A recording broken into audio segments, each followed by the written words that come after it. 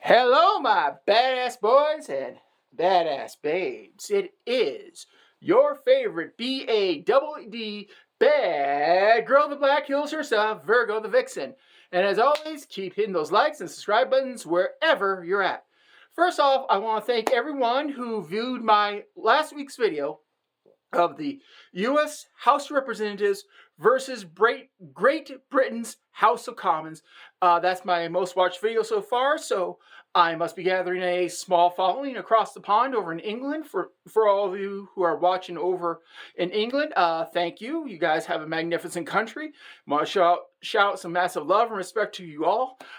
Just to let you know, that is the second video I've done with content pertaining to the great nation of England. I did a video about a couple years ago calling the top 10 reasons why I should not be the Queen of England. And if you want a good laugh and more ammunition as to why I should never even be near royalty, I suggest watching that video. But today, this is the second week I said that I would do basically a suggestion from the comment section. And this week, I personally want to give a shout out to Esther Battrell. Hopefully I'm not mispronouncing it. Esther Battrell, number one. She gave me a very interesting idea. And it sparked something inside me to where I'm going to be doing a semi-series. Just to give you the context of what happened was, during my Christmas time, I made a video where I pointed out a certain member of a certain movie called A Christmas Story, Ralphie being psychotic. I pointed that out. And Esther gave me the idea in the comments I should point out more movies where I expose people for being psychos. So, Esther, this is all thanks to you. I want to give you love, shout out from the bottom of my heart. Thank you for this great idea, because I have a new segment that occasionally I'll be doing it every once in a while, and I call it Scandalous Exposé, where we take a movie, we look at the main character, and we go deeper into his psychosis, and just to show you how much of a true psycho he is. This time, with this little scandalous expose, we are looking at one Kevin McCallister. Some say this 8-year-old is a proud defender of American virtue and homeownership. Some say he's a psycho. Well, guess what? We're going to show you how much of a psycho this little 8-year-old is. For those of you who don't know who this is the kid from the Home Alone movies, Home Alone 1 and 2. And for the side record, they have made 5 of these movies. I'm not kidding you. You don't believe me? You can Google it, because there's a 6th one they want to do, or they're working on. But either case, let me digress back to this wonderful John Hughes written movie 1 and 2. Now, I'll be the first to admit, who doesn't like seeing burglars get their, bad guys getting their comeuppance and karma catching back onto them? But let's look at the kid himself, this 8-year-old kid. And I'm going to use references from movies, the first movie and the second movie, to show how much of a psycho this little brat is, okay? Let's set the scene. Kevin McCallister, 8 years old, growing up on the mean, white suburban streets of Chicago. His family is rich, okay? You can't get any whiter than this, apparently. Anyways, youngest kid out of, I can't remember how many children, but the older ones bully him. So we can start to see the psychosis coming in. His parents neglect him. His parents don't listen to him. Again, adding fuel to the fire of his psychosis, leading him to that, how can we say, that moment of pure psychoticness.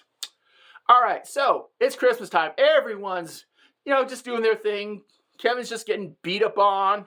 And in the movie, the whole premise is the mother somehow, and I'm going to use that term, somehow loses her kid because they're going on a flight to France, and somehow she doesn't realize he's not there. Yeah, there's a part in the movie where she says she's a bad parent. Honey, bitch, you just bad, okay? Child services should have been called the moment they found out about you. But anyways, let's continue on. So Kevin's inside the house by himself. He thinks he made his family disappear. He made a wish. All right. Nothing psycho so far except for the things he's doing. One of the things he's doing, he is watching movies he should not be, okay? One of the movies, and I love this, the movie that he is watching, and I got to give the filmmakers proper credit for this. They made a movie within a movie, because if you actually try to find this movie, Google search it, It does not exist. It only exists in the movie, and the name of that movie is Angels with Filthy Souls. All right, and the movie's about basically mobsters in the mobster era here in America. All right, so to set the scene where he's watching, and this does, how can I say this, freak him out a little bit. You have total 3 mobsters, one named Ace, he's up in the bathroom, one named Johnny, who's down there counting the money, or doing whatever, and then you got Snake, who's just a bag handler. Snake comes in, says he's got, a delivery, he wants his money. Johnny basically says, leave it on the doorstep, get out of here. Guess what? Snake says, no, you basically owe me some cash, pay up. Johnny says, how much? And Ace says, hey, you owe me 10%. And basically Johnny says, you know what? No, I'm not going to pay you. Ace ain't in charge anymore. And Snake's looking at him like, what do you mean Ace ain't in charge anymore? He goes, he's upstairs taking a bath. Which is monster code for 5 minutes ago, I just went up there and shot his dumb ass. Don't worry, he's fine. Whatever. Anyways, so what does he do? He pulls out a Tommy gun. If for those of you who don't know what a Tommy gun is, it is one of the most iconic American guns during the gangster era, also known as the Chicago typewriter. And he just basically opens fires, kills Snakes, and calls him a filthy animal. This, of course, scars, guess what? Our main character. So, if that wasn't bad enough, this kid runs into a possessed furnace where it's scaring the hell out of him. And finally he gets the balls to somehow tell the furnace to shut off or shut up or whatever. So now we got this psychosis. This kid thinks he's in charge. He thinks he's doing all this, stuff. And you know what? This is where the kid starts to turn psycho, I think. He's eating ice cream. He's doing everything he wants, when he wants, how he wants. No parents, no rules, and there ain't no one to tell him otherwise. So he's getting all these thoughts in his head. He steals a toothbrush. Maybe it was by accident. Maybe it was on purpose. I'll let you decide that. So he steals a toothbrush. Does that lead to the psychosis of him being psycho? No, I just like to point it out. Anyways, so in the movie, there are a pair of burglars.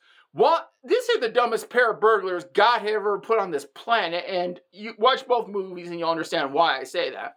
Because one of them is so dumb, he decides to leave a calling card, which translates into, hey, police officers, I've hit this house, this house, this house, this house, and this house, so this way you know what to charge us with. All right, the other one, he's smart enough to know that this is a bad idea, but not dumb enough to get rid of the dumb partner. Anyways, Kevin finds out that these guys are stealing, from other people's houses, and so what does he do? Instead of, doing this sensible, common, smart thing that a lot of rational individuals, 99.9% of rational individuals do, would be to call the police, let them know, I saw this van, I know where these guys are at, they're coming to my house, blah, blah, blah, can you please come over here and arrest them? Instead of doing that, okay, he decides, I'm going to have some fun, play around with the criminals, pretend like the house is occupied. And when the criminals find out that this house ain't occupied, things go from, this is funny, to, oh my God, the kid is truly a psychopath. But I got to point out something else that might lead to, how can we say, his psychosis of being just totally nuts.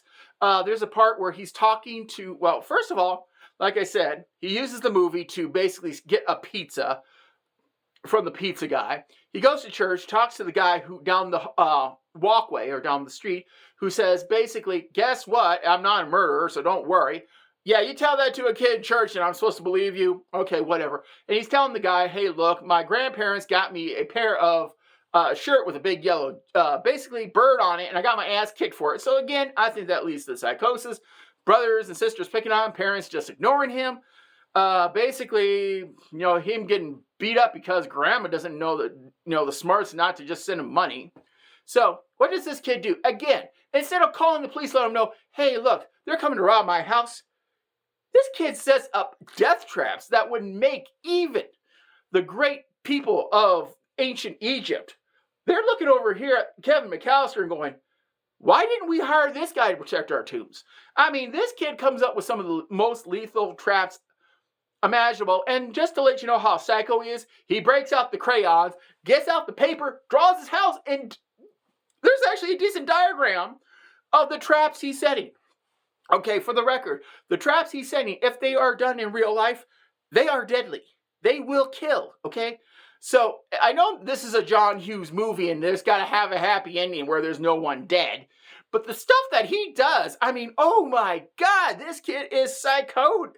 I mean, first of all, the handle, putting that hot iron on it to where whoever grabs it, guess what? Your hand ain't working because in real life, you grab something that hot, there's going to be scarring tissue and all that, and your hand ain't going to work right. Then there's the nails in the stairs, broken glass. Let's see, what else did he have? Paint cans, iron. I mean, this kid was just like going down the list here of everything that, I mean, they were been crushed. They were crushed in the face. I mean, this kid is psycho, okay? And that's Home Alone Part 1. Then we got Home Alone Part 2, which furthers the case of him being even more psycho.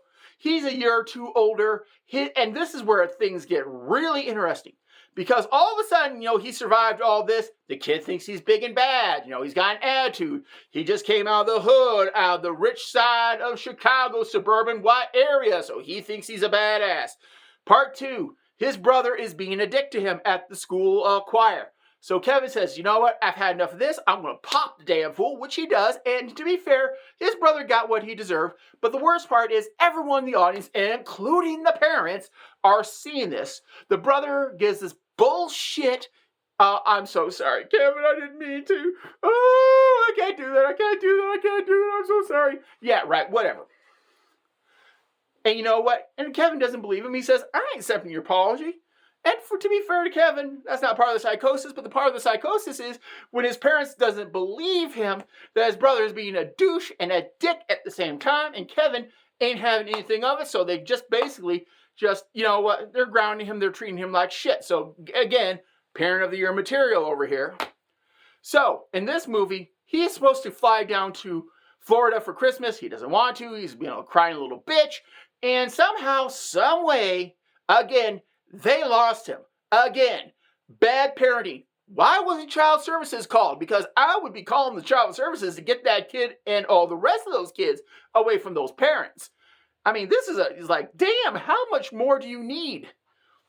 And somehow he ends up in 1990s New York City. Okay, for the record, New York City, 1990s, was filled with crime. I'm not going to sugarcoat it. And somehow this kid walks in, looks around, going, yep, I survived the mean white streets of up in suburbia in Chicago. I'm making New York my bitch. Yep, I'm making it my bitch. He just walks down like, yeah, motherfucker. Yeah, I got this. Yeah, Mom. Yeah, I got this. You leave me alone. Don't worry, I'm good. I got this. Chicago, they ain't nothing. New York, who cares? I'm Kevin McCallister. Watch out, world. Here I come. I mean, seriously, if this movie had any, how can we say this, realism, that kid would have been dead, okay? Somehow, he gets his way into one of the most expensive hotels in New York City. And just, I love this kid on this part. Yeah, he uses, this just proves how dumb the staff is in the movie, but somehow weasels his way in, convinces the hotel staff that his father's there, and things just spiral out of control from there. Again, I want to point something out to everyone here on how dumb the criminals are, because this is to reflect on how dumb they are. They somehow break free, get out of jail. They see the kid in New York, which is, out of the 12 million people there, all of a sudden you found the one kid who just kicked your ass. And what do? You decide to engage a little shit. All right, I get it. You want to kick some ass, you want a little revenge, but guess what? The kid's smarter than you, and you haven't realized that little yet. So that's why I say they're the dumbest criminals God ever put on the planet. So again, now we're going to fast forward. This kid is supposed to go to his uncle's house. Guess what? His uncle's house it's there, but it's not completed. It's under renovation. And so what does the kid do? Hey, I've got an idea. I'm going to lure Dumb and Dumberer, these two idiots, over into my little death trap here. Again, I'm going to point some things out, and I'll point out some specific incidents that made me cry. Don't get me wrong. I thought the whole damn thing was funny. But how much of a psycho this kid is. Instead of calling the police. Here they are going to rob the toy store. Instead of calling the police, lots of spoilers. Sorry, don't mean to do it. But anyways, instead of calling the police, what does this kid do? I have an idea. I'm going to not call the police like a responsible, sane individual is doing. I'm going to take a rock, throw it through the glass window, set off the alarm, have Dumb and Dumber chase me to my death house over here. And this is the part that makes me laugh. These idiots fall for it again. You would think the first time of getting your ass kicked by this kid in his death house, you would avoid it. Not these guys. They thought, hell, we're smarter. We already know what he's going to do. Oh, no, you don't. I'm going to give you an example of one of the things that would have definitely caused death. That's when Harry comes in, and there is a blowtorch, but I got to give the little psycho credit, which is funny. His head catches on fire. Harry's looking for something to put it out. The kid drains the water from the toilet bowl, puts in flammable liquid. This would have killed the guy, honestly. But he sticks his head in. All of a sudden, you hear this whoosh or lack thereof explosion, where he's just basically covered in what looks to be like what was left of the fireball. Like I said, real life, he would have been extra crispy. No question. Then the tool chest coming down the staircase. If you have never dealt with a tool chest before or tried to move a tool chest, that shit's heavy, okay? It's coming down the staircase. That would have crushed and killed him. So, and then this is the part that makes me laugh, is the kid just looks at Central Park at night like, yeah, so it's Central Park at night. What am I going to do? What's going to hurt me? I'm badass. But the kid is, like I said, totally nuts because anyone in the 90s would have told you Central Park is not the place to hang out at night. Anyways, my badass boys, badass babes, let's review. Kevin McAllister, traumatized 8-year-old kid whose parents neglected him on purpose, on accident. That's for you to decide. Family doesn't like him, mistreats him. He decides, you know what, I'm going to take on the world. He does a good job at, conquering it. I will give him that. But let's face it, no sane person is going to create, and again, in crayon, I mean, I'm surprised, hey, he's psycho. And I don't know why, but I find the fact he uses crayon and actually draws out the death houses and all the traps for it. So on one hand, yes, he's a psycho. On the other hand, hey, I got to give credit where credit's due. Nice job, kid. Anyways, thank you for listening to this little, how can we say this? Scandalous expose. We're going to have more as the time goes on. So my question is, and as always, who's your vixen and bye-bye.